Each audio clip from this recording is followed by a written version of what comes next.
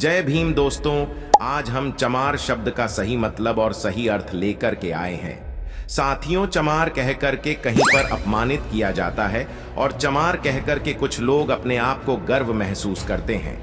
तो दोस्तों, क्या चमार शब्द एक अपमानित शब्द है या घृणा के पात्र है या चमार शब्द का कोई राज्य है या कोई मतलब है?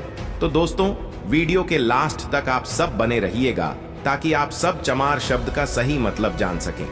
दोस्तों, आप सभी को पता ही होगा कि यह जो मनुवादी मानसिकता के लोग हैं, जो छोटी सोच के लोग हैं, जो लोगों को जातियों में बांट करके उन्हें नीचा दिखाने का प्रयास करते हैं और चमार या चमार सियार, चमकाटियां जैसे शब्दों का उपयोग करके अपमानित करने का काम करते हैं। तो साथियों, हम चलते हैं मुख्य कहानी पर। सम्मानित साथियों, आप सभी को पता है कि चमार जाति में गुरु रविदास जी का बहुत ही महत्व है। दोस्तों, गुरु रविदास जी चमार जाति के बहुत बड़े महात्मा, बहुत बड़े संत थे। उन्होंने समाज को बदलने के लिए जो समाज में रूढ़िवादी परंपरा, अंधविश्वास के परंपरा, ऊंची नीची जाति के परंपरा में बटा हुआ था, उसे समाज को सुधारने के लिए उन्होंने अपने दोहों के माध्यम से इन समाज को बदलने का पूरा प्रयास किया। दोस्तों, एक बार की घटना है कि गुरु रविदास जी अपने लोगों को ज्ञान दे रहे थे, यानी आप कह सकते हैं लोगों को दोहों के माध्यम से समझ रहे थे, शिक्षा दे रहे थे। यह बात जैसे ही ब्राह्मण समाज के लोगों को पता चला तो उनके लोगों को चिढ़ हो जाती है। ये तो शास्त्रों के खिलाफ जाकर रविदास लोगों को शिक्षित कर रहा है, लोगों में ज्ञान बांट रहा है। ये लोग शिक्षित हो जाएंगे, तर्कशील हो जाएंगे तो हमारे शास्त्रों का विरोध करना शुरू कर देंगे। जितनी जल्दी रविदास को रोका जाए, अगर हम रविदास को रोकने में कामयाब हो जाएंगे तो शिक्षा बंद हो जाएगी, यह उपदेश बंद हो जाएगा। दोस्तों, आप सभी को पता है कि गुरु रविदास जी का जन्म वाराणसी के पास के गांव में हुआ था। माना जाता है इनका जन्म लगभग सन 1450 में हुआ था। उनकी माता का नाम श्रीमती कलसा देवी और पिता का नाम श्री संतोख दास जी था। दोस्तों, उसे समय वहां के जो नरेश थे, जो काशी के राजा थे, कुछ ब्राह्मणों ने राजा नरेश के पास जाकर शिकायत की कि यह चमार जाति का लड़का है, यह उपदेश दे रहा है, लोगों को संदेश दे रहा है और लोगों को धर्म शास्त्रों के खिलाफ जाकर वह लोगों को शिक्षित करने का पूरा प्रयास कर रहा है। उसको रोका जाए महाराज, वरना धर्म शास्त्रों के खिलाफ जाकर के अधर्म कर रहा है, यानी पाप कर रहा है। ये जो नीची जाति के व्यक्ति हैं, उनको उपदेश देने का कोई अधिकार नहीं है। साथियों, ये सब सुनने के बाद राजा नरेश अपने 2 सैनिकों को गुरु रविदास जी को लाने के लिए भेज दिया और बोल दिए कि जा करके उसको लेकर आओ कि वह कौन लड़का है जो इतना बड़ा अपराध कर रहा है। वह दोनों सैनिक जाकर के गुरु रविदास जी को पता लगाने लगते हैं, लोगों से पूछते हैं कि रविदास कहाँ पर मिलेंगे, रविदास जी का घर कहाँ पड़ता है। तब कुछ लोग बताते हैं कि उस कुटिया में चले जाइए, वहां पर वह है, भक्ति कर रहे हैं। तब वह दोनों सैनिक उसे कुटिया में जाकर के गुरु रविदास जी को कहते हैं कि चलिए चलिए, आपको महाराजा नरेश ने याद किया है। तब गुरु रविदास जी कहते हैं, आखिर मुझसे उन्हें क्या काम है, जो भी काम हो आप हमें यही बता दीजिए। तब सैनिक बोलते हैं कि नहीं गुरु जी, हम नहीं बता सकते हैं, राजा ने आपको बुलाया है, अगर आप नहीं चलते हैं तो हम लोगों को जबरदस्ती आपको लेकर चलना पड़ेगा। तब गुरु रविदास जी बोलते हैं कि हमारे साथ जबरदस्ती करने की जरूरत नहीं है, मैं बिल्कुल चलूंगा। अगर वह राज है तो उनका आदेश पालन करना हमारा फर्ज है। साथियों, गुरु रविदास जी चल देते हैं। जैसे ही उनके गांव के कुछ लोग मिलते हैं तो गुरु रविदास जी बोलते हैं कि आप सब मेरे साथ चलिए, राजा ने हमें बुलाया है। तब वह लोग बोलते हैं कि आप चलिए गुरुजी, हम लोग आ रहे हैं। थोड़ी दूर और जाते हैं तो गांव के कुछ लोग और दिखाई देते हैं। तो फिर रविदास जी उन लोगों से बोलते हैं कि आप सब मेरे साथ चलिए, राजा नरेश ने हमको बुलाया है। तो वह लोग कहते हैं कि रविदास जी आप चलिए, हम थोड़ी देर में आ रहे हैं।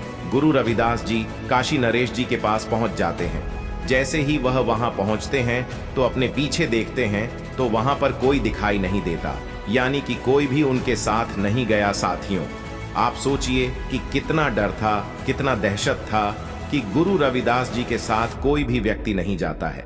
साथियों, गुरु रविदास जी वहां पहुंच करके देखते हैं कि पहले से ही वहां पंडित पुजारी यानी कि ब्राह्मण लोग मौजूद रहते हैं। राजा कहते हैं और वहां पर आसपास राजा के ढेरों सारे सैनिक रहते हैं।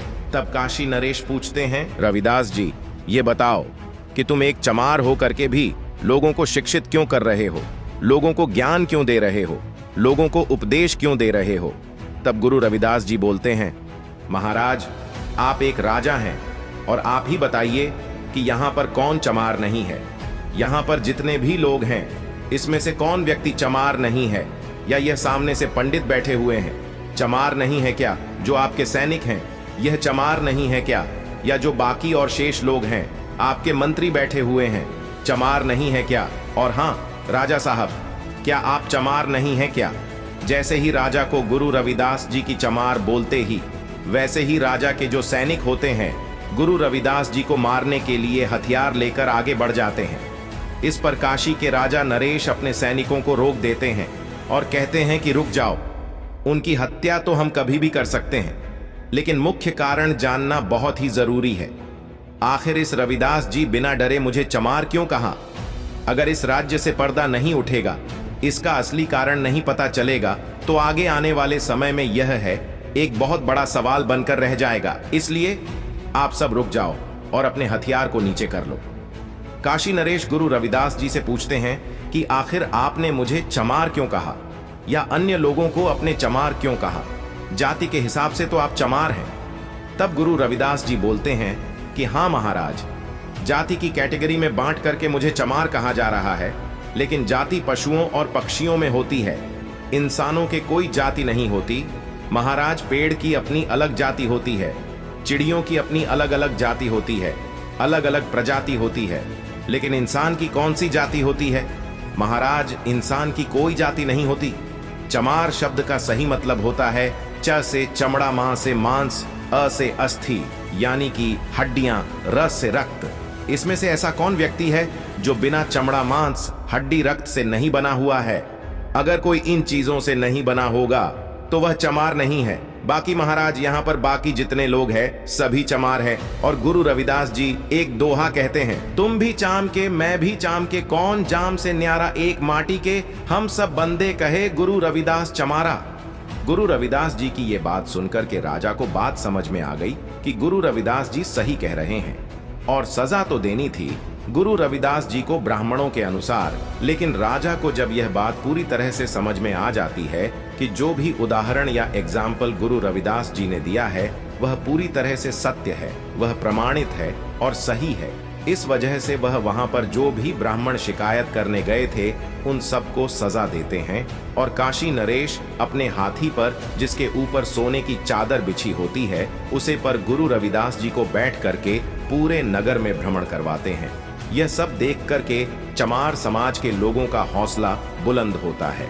यह चमार जाति का व्यक्ति जिसको ब्राह्मण धर्म के अनुसार नीच कहा जाता है, वह है महाराज राजा नरेश जी के हाथी पर बैठ करके पूरे नगर का भ्रमण कर रहा है। गुरु रविदास जी की जय जयकार होने लगी और धीरे धीरे पूरे भारत में फैल जाती हैं।